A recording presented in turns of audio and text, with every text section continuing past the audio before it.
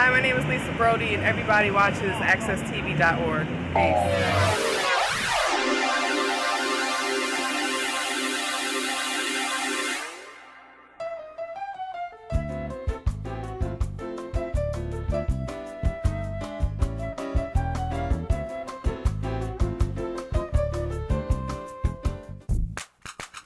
Let's do it. Let's do it. Do it like this. Ba-boom. Ba-boom. Do it like that. Yeah. Ba-boom.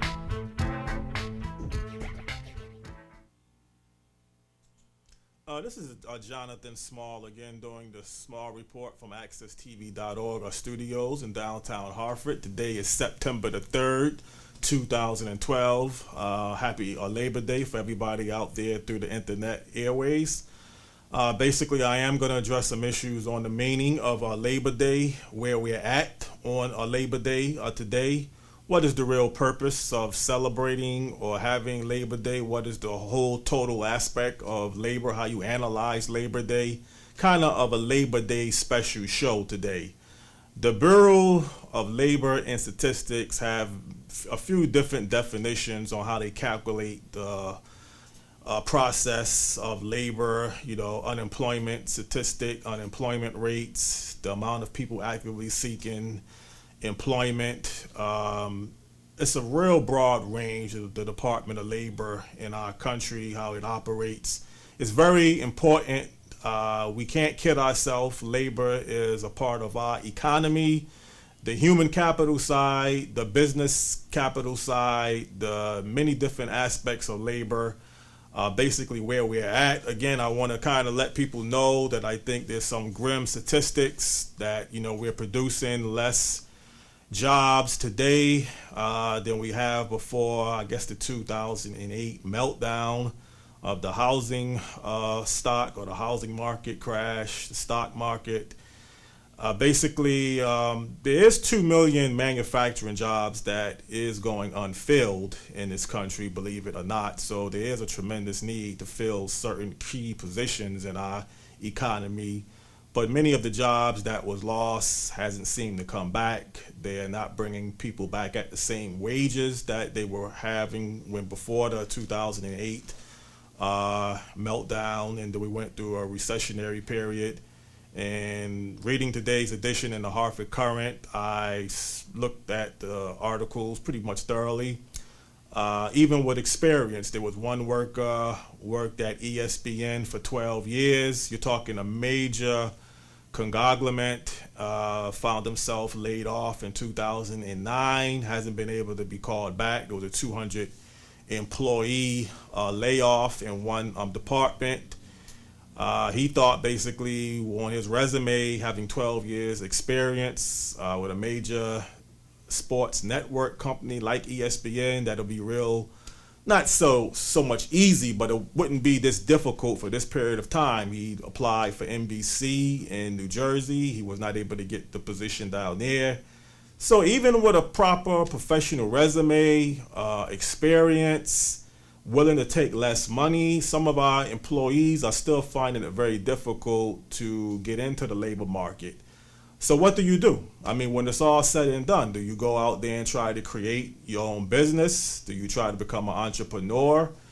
Do you try a different level of investment? I mean, if you're just going to hope that you're going to get your resume forwarded to the right company and you're going to be called back and you're willing to take even somewhat of a pay cut, but sometimes you got to change different occupations, and that could be a whole total different transitionary period for many workers. Some of your older workers are having a very difficult time.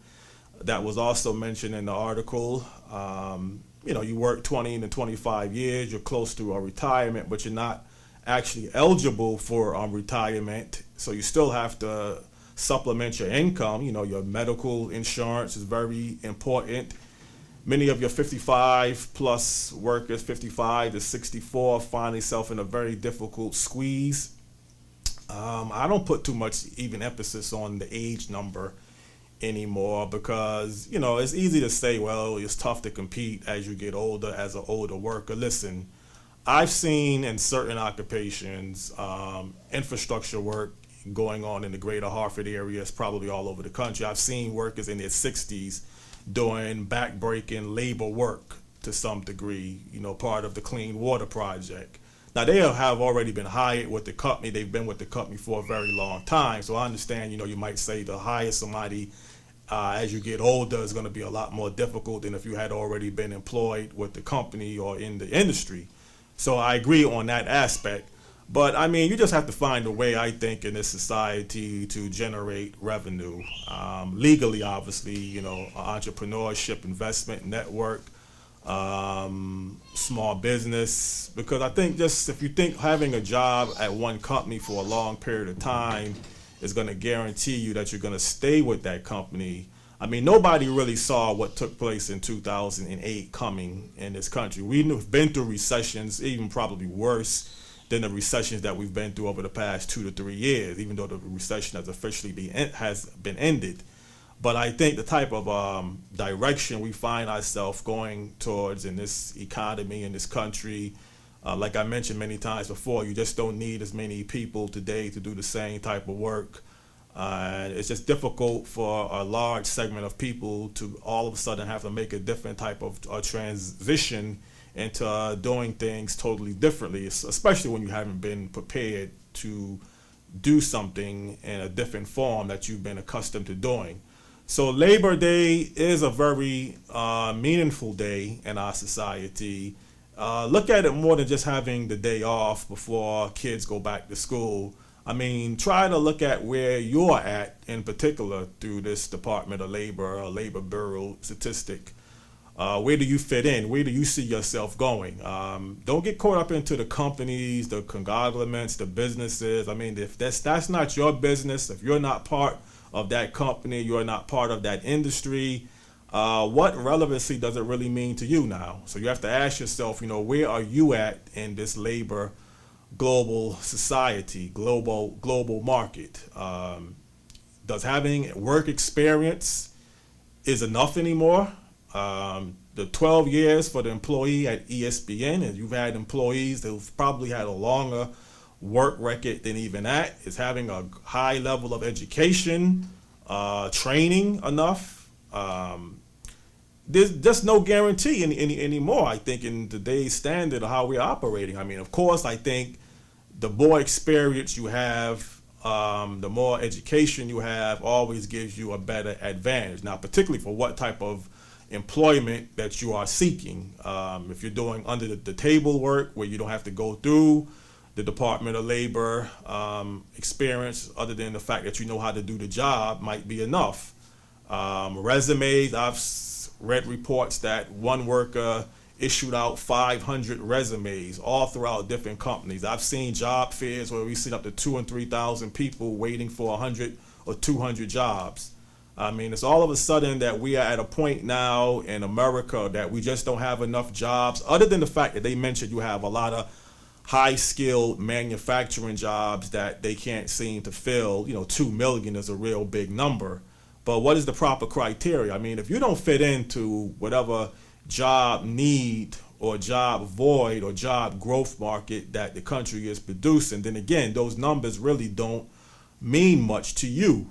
Everybody is not able or willing to do manufacturing work. I mean, it's a highly skilled level of how we do manufacturing today, and not just manufacturing, but even your vocational trade. You got to have a different level of expertise. How we even operate looking for jobs. You have to apply for most jobs online. Gone are the days where you can meet people in the human resource department face to face. If you get an interview, you got to consider yourself actually fortunate.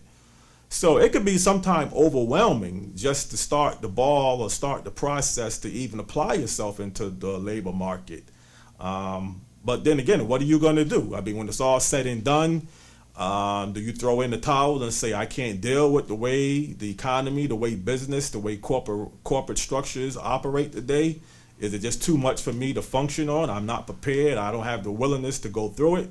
Or do you have to dig deep in yourself and have some unique characteristics to kind of overcome whatever obstacles is going to be presented in front of you. It's not, again, always an easy transitionary period. I mean, you have 500 resumes that you've issued out. Maybe it's just the wrong places that you're seeking, or maybe it's just something that the companies just don't need you. I mean, after a period of time, that could be real defeating. You're used to making $45,000 a year as this worker was making at ESPN, and now you're down to $12 to $15 an hour. I've read reports workers were making $70,000 a year. Now they find themselves making half of that. That changes your whole life standard, how you keep up with your home. I mean, America's just gone through a tremendous change in a very short period of time. Maybe it's been longer than the 4 years, but we put in a lot of emphasis on the presidential election that, Mitt Romney said he's going to be able to create 12 million jobs. President Obama said the same thing. We haven't created 12 million new jobs. So we find ourselves, what to believe in. I mean, do you have the ability within yourself to know how to create your own opportunity? This might have to be the way you have to think today. Maybe it's just the way you think and how you believe is going to determine your action in every process. So, I mean, what kids are learning in school, where you can go at to be retrained, to be rethinking. I mean, any particular aspect of information or opportunities or assistance that you can get along the way, take advantage of it. But I don't know if there's no magic place that you can just say you're going to go to and you're going to find yourself getting through and getting yourself back on track. I mean, there's just so many people out here today, and the companies really have themselves in a position that they really feel good about, because there's been, reports that many of your companies and corporate giants are sitting on a lot of cash. They're not willing to put it back into the workforce, other than, investments towards, higher equipment and other resources to make the company more stronger, but not so much the human capital side that, you're not willing to hire the people that you laid off. You're not willing to hire newer people, and you had the so-called money to actually do that. But, you rather keep that money and put that money into a different direction. And then, of course, if you can work somebody overtime, put more workloads on one person, and you can get away with it in today's economy, that you don't have the luxury as an employee to say, well, if the employer wants me to work 4 additional hours and I refuse and he doesn't need me, I mean, unless you got some type of seniority through your unions, it could be a real difficult process. Do you have to almost forced to work those extra overtime hours? Sometimes you're willing to do it, but in the process that, the company needs more people and they're not willing to hire more people, it changes even the direction now that, you have the ability to put people back to work, but you're just not willing to do that. So, I mean, just again, trying to gravitate to the whole labor market, the labor system, is almost, you need a form of education just on that alone. Forget about the fact that you got to get retrained. You got to know how to network. Sometimes you got to be able to go where the work is at. The work is not coming directly to where you're at. You got to have some type of startup capital to get from point A to point B, to get situated. You got to exactly know where to go to, where the job growth is going to take place at. There is some tremendous job growth in some areas throughout the western states with the oil boom. But that could be a grueling process. I mean, living in trailers, you make a lot of money, but the process of you to get to where you have to go to. And again, do we have a diversified economy that really fit the amount of criteria for many of your employees? This is a major obstacle that we got to really be realistic with. And I think for candidates to run for office, advocating that they're going to hire 12 million more workers, or put 12 million new jobs in the economy, is a good plan to aim for.